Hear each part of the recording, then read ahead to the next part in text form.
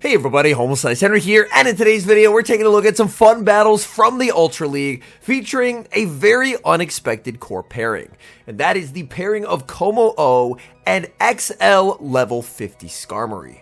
These battles were submitted to the channel by a member of the community, Sniped Bra, so many thanks for the battle submission. Skarmory, of course, a meta staple in the Open Great League, but this trainer has powered it all the way up to level 50 to use in the Ultra League as well. So without further ado, let's hop into the matches and check out the Skarmory Como-O core in action in the Open Ultra League. Hopping into the first match, picking up a Dream Lead Como-O versus Ampharos, and the opponent is not switching out. This clues us into the fact that they are completely core broken by Como-O in the back. Thunder Punch, not going to do a lot of damage. Como-O looks for the knockout punch with the close combat, and it does get no shielded. But Como-O is now heavily debuffed. In comes Talonflame. We see a switch out into Feraligatr. The Talonflame is staying in. They're going to look to potentially try and make a Brave Bird, but they're going to have to give up a shield before they do so. Feraligatr more than happy to protect against a potential Brave Bird. Opponent does full send, and in the back is Registeel. So the opponent across the board was running a team that was very, very weak to Como-O. Feraligatr, up a little bit of energy, is going to be able to inflict some serious damage onto this Registeel. If this was next season with the 50-second switch timers, Clock would already be up to make this catch. So an important thing to note, obviously next season, the switch timers are going to behave quite a bit differently. Feraligatr does get debuff, farming up a ton, sending in the Como-O. Was the opponent able to react in time? They were not. It's going to be the Zap Cannon. It does debuff, but Como-O is now going to get to farm up just shy of the back-to-back Dragon Claws. The Registeel's low enough that they should be able to pick up the knockout. In comes the Talonflame. Talonflame, they know that there's a loaded Feraligatr, so they're never going to be shielding this. Talonflame leaves with a Fly, but a Fly doesn't KO, so you can safely bring in Feraligatr, and if they're Fly Brave Bird, then they have no moves to hit the Skarmory. Opponent just decides they don't want to play it out anymore, and they will resign the match without even seeing the Skarmory. Terrible lead in the next match, Como-O versus Armored Mewtwo. We're going to see a save switch into the Shadow Feraligatr. Opponent does not have an answer, so Feraligatr is just going to fire off the Crunch. Crunch connects, massive damage, getting that defense drop as well, as Armored Mewtwo returns fire with the hard-hitting Psystrike. Switch out from the opponent, they're going to send in Greedent. They definitely would have been better off just sending in Greedent right away, as they took a lot of damage on that Armored Mewtwo, and Greedent does do a very good job at winning evens versus Shadow Feraligatr. Greedent is going to fire off the Body Slam. It will not KO. This is the Ultra League after all. So things are quite a bit bulkier here than in the Great League. Hydro Cannon is going to connect. It's a CMP tie, and that's wonderful news there, as Feraligatr is more than happy just to let that go. In comes Como-O. Como-O getting a very nice farm down. If the opponent sends in the Armored Mewtwo, Mewtwo can just be hit with a Dragon Claw, and it's low enough that a Dragon Claw probably knocks out here. And the opponent now is a choice to make. Do they value the Mewtwo? They say no. It barely does not knock out, but it's Steelix in the back, and this is going to be a very difficult game to win. Como-O baiting with the Dragon Claw, grabbing the shield from the opponent. We see a switch and a catch, catching onto the Skarmory, and it's a shiny Skarmory at that. Absolutely beautiful. This is still going to be a very difficult game to win because the opponent, unless for some reason they end up shielding a move from the Skarmory, they're just never going to be in a position where a close combat is actually going to be able to land. The Steel Wings are adding up though. To my surprise, the Steel Wings are actually adding up on this Steelix. Going to bait with the Sky Attack. Opponent, of course, going to let that through. Skarmory now makes the Brave Bird. Brave Bird will get it low. Not low enough to pick up a knockout. Opponent lets it through. In comes Como-O. The Dragon Tail did go through. I like the shield here. You need the fast move damage. It's going to be the Psychic Fangs. Como-O can't quite get the farm down. Skarmory farms down the Steelix and farms down the Armored Mewtwo. There's no way that game should have been a win.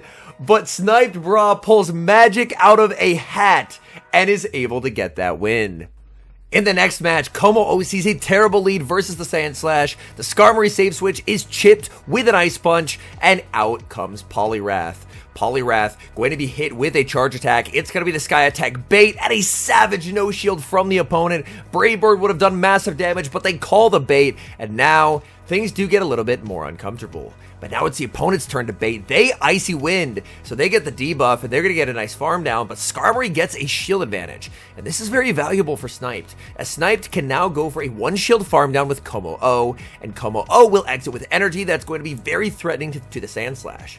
Sandslash in even energy does very well versus Como, but down energy, not going to do well whatsoever. There's going to be more than a close combat load, and opponents honestly going to be forced to bring in the third here. That is so much energy on Como-O. What is going to be that final Pokemon?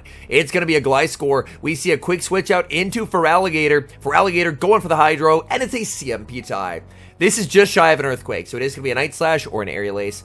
Either one will still do a decent amount of damage, as these are both Shadow Pokemon. The shield on the Night Slash. Opponent banks a Night Slash. Out comes the Alolan Sandslash. Sandslash to be met with the Hydro Cannon. In the Ultra League, this is not lethal. Opponent is able to withstand that damage. They're going to be able to make it to the drill run. Here is the win con. If the switch clock is up and he can snipe with the move from the Como-O, he's going to wait for the switch clock. Oh, it's just not up. With a 50-second switch timer, that's a win, because he could have saved the Hydro, sniped with the close combat, and then the Hydro KOs the Gliscor, but the switch clock just not yet up. He clicked it. It was like a half second from being up. So in the next season, that game would have been a win. Positive lead in the next match, Como-O versus the Gator. Opponent save switches in a Scavalier, which is a wild save switch considering how strong a lot of fire types are in the Ultra League. But it's not going to be answered by a fire type because this team doesn't have one. Instead, it's going to be answered with XL Skarmory. Skarmory absorbing these drill runs like they're nothing. The counters do add up, however. Going for a Sky Attack bait. The Sky Attack into the Scav is going to be no shielded. And this means Skarmory going to be in a little bit of an awkward position as it just misses that farm down. The Escavalier on 1 HP, forcing the shield from that Skarmory. Skarmory can now Brave Bird whatever gets brought in. The opponent sends out a Ferrothorn. Ferrothorn's still going to take a lot of neutral damage as Brave Bird is able to land. In comes Como-O. Como-O building up to the close combat, but choosing to bait with the Dragon Claw. Dragon Claw bait gets no shielded. Opponent making all of the calls. Oh my goodness. Back in comes Feraligatr, and that Ferrothorn's going to be a nightmare considering Sniped has his own Feraligatr in the back. Opponent with a beautiful overfarm. Sniped might have to make a call here. He's going to shield. It's going to be the Hydro Cannon from the Feraligatr. Another Hydro Cannon. This will not KO, however. A Hydro Cannon is survivable. Como-O firing off the Dragon Claw. And now the opponent has to make a choice. Going for an undercharge, a switch out into the Feraligatr, and just going to try and commit to a full farm down. Opponent is going to be firing off the Crunch. That's going to hit for significant damage. In comes the Ferrothorn, but he anticipated it, clicked the Hydro, and I believe this will be a CMP tie. Yes, it is the perfect prediction by Sniped. Down goes the Feraligatr. He has almost no health on his remaining Pokemon. Skarmory might be the best bet here. Gonna send in Como-O. Como-O gets the farm down on 1 HP. I didn't think it could survive it, but Como-O, 1 HP, knocks out the Feraligatr. Another game where just a win con appears out of nowhere. My goodness. We move to the next match, Como-O versus Greedent, and this is a positive lead for the Dragon. Body Slam spam from the Greedent is going to be unending, but Como-O can tank multiple of these, whereas Greedent not going to be happy to be on the receiving end of a close combat. We're going to see an overfarm here by the Como-O, looking to full send the close combat at the Greedent. Greedent does not respect it and pays the price. In comes a Charmalolan Ninetales to pivot into the Feraligatr, baiting out the Poliwrath, and this game is over. The writing is already on the wall in this one, folks, as we know what is in that Alolan Ninetales' future, and its name is XL Skarmory. Feraligatr gets the double up on Hydro Cannons, applying so much pressure to the Poliwrath. Hydro Cannon number 1 gets shielded, but there's more where that came from. Hydro Cannon number 2 will not KO, but it will make its presence felt. Poliwrath's gonna let that go. In comes Como-O, and this Dragon Tail damage is valuable. The Dragon Tail landing, quite nice, just has to watch for the switch. In comes the Ninetales. Opponent sees the writing on the wall and concedes the match. Hopping into the next match, same lead as last game. Well, at this point, I think you just hope it's the same team because that team worked out great. Less than optimal timing from the Greedent, giving 2 free turns to this Como-O. They go for a crunch, and the crunch actually works. They get rewarded for throwing the resistant move as crunch gets the debuff. Body Slam now going to do a ton of damage. Como-O looking to silence this Greedent with a close combat, but Greedent says no. Greedent expending a shield. Como-O more than happy to shield back, going to look to try and overfarm a little bit before sending off another close combat. Unfortunately, unable to throw 3 in the move there because Greedent would be able to outpace. The close combat is shielded, a double shield from the opponent. Just gonna let this go. Honestly, I would really like to see a Skarm farm down here, as the opponent can spam out crunches, but Skarmory's energy honestly is pretty good into most things in this meta, especially leading Greedent. They're unlikely to have a steal in the back, so odds are this Skarmory farm can probably go a long way. Greedent is going to make it to one final crunch. They do get the debuff, so now, unfortunately for the opponent, they don't have a flying resist, as in comes the Giratina. Hit with a Brave Bird, the switch to the Feraligatr, going to be hit with a Dragon Claw, but this does not hurt too much. That is survivable, and now as the Feraligatr, you can look to farm up and pick up the knockout with the crunch. Hydro Cannon would come close to knocking out, but Giratina is very, very bulky. In the back is Sylveon. So another Greedent lead with a Charmer in the back. I don't know what this Sylveon thinks it's going to be able to accomplish versus the Skarmory, but the answer is not very much. As Skarmory going for a little bit of bad manners, the Sky Attack would have KO'd, but it's about sending a message. Brave Bird connects, down goes the Charmer, and that's game over.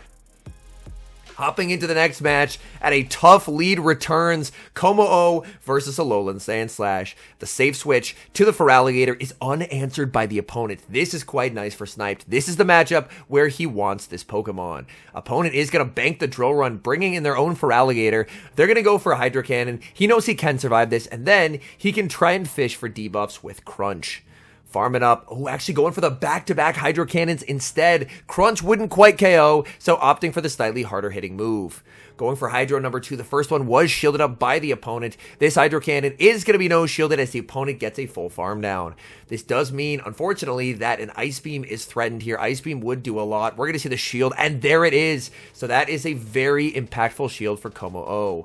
The A-Slash does have a move, and they're throwing it here. Ice Punch, however, not the strongest move ever. This is not a Shadow A-Slash, so it is going to be survivable. Como-O now going to look to delete this A-Slash from the playing field with a close combat. Close combat shielded. In comes the Skarmory. In the back, it's Typlosion. Uh-oh. This is not great. This will be the Thunder Punch. It is survivable by this Skarmory. Skarmory able to hang on. Skarmory going to try and go for a Brave Bird, hoping that a Brave Bird will be able to pick up the knockout. Going for an Undercharge, not wanting it to KO, wanting the farm for Como-O. Como-O now in an uncomfortable position, forced to shield at the Blast Burn as it would KO. Can Como-O outpace the Alolan Sandslash? No, it cannot. The Sandslash banked the move. Ice Punch knocks out Como-O, and unfortunately that game will end in a loss. The Battle of Dragons in the next match, Como-O versus the Shadow Dragonite. Shadow Dragonite throwing on very nice charge attack timing there.